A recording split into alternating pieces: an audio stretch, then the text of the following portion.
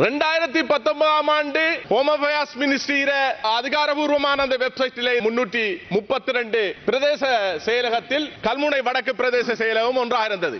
ஆனால் பின்பு அது உபபிரதேச செயலகமாக மாற்றப்பட்டது. அமைச்சரவை அதிகாரம் அளிக்கப்பட்ட ஒரு பிரதேச செயலகம் எப்படி உபபிரதேச செயலகமாக மாற்றப்படும்? அதற்கான அதிகாரத்தை யார் கொடுத்தது? அது கல்முனை தெற்கு பிரதேச செயலகத்துடன் கல்முனை வடக்கு பிரதேச செயலகத்தை இணைக்க முடியுமா உபபிரதேச செயலகமாக?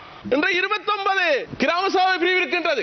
அதிலே நில அத்துமீறல் நடக்கின்றன. அங்கே பாரிய மோசடி, நில மோசடி நடப்பதற்காக அது ஒரு உபபிரதேச செயலகமாக காட்டப்பட்டிருக்கின்றது.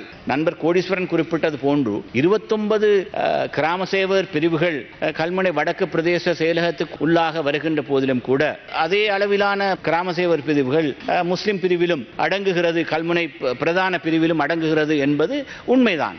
ஆனால் 29 கிராம சேவர் பிரிவுகள் தலா இருக்கத்தக்கதாக 70% நிலப்பரப்பு இந்த 29 தமிழ் பிரதேச செயலக பிரிவுக்குள் இருக்கின்ற காரணத்தினால் தான் பாரிய எதிர்ப்புகள் அந்த பிரதேசத்து முஸ்லிம் மக்களுக்கு மத்தியில் எழுந்திருக்கிறது. இது சம்பந்தமான பிரச்சனைகள், எங்கு எப்படி எல்லையை பிரிப்பது என்பது சம்பந்தமான பிணக்குகள் இருக்கிறது.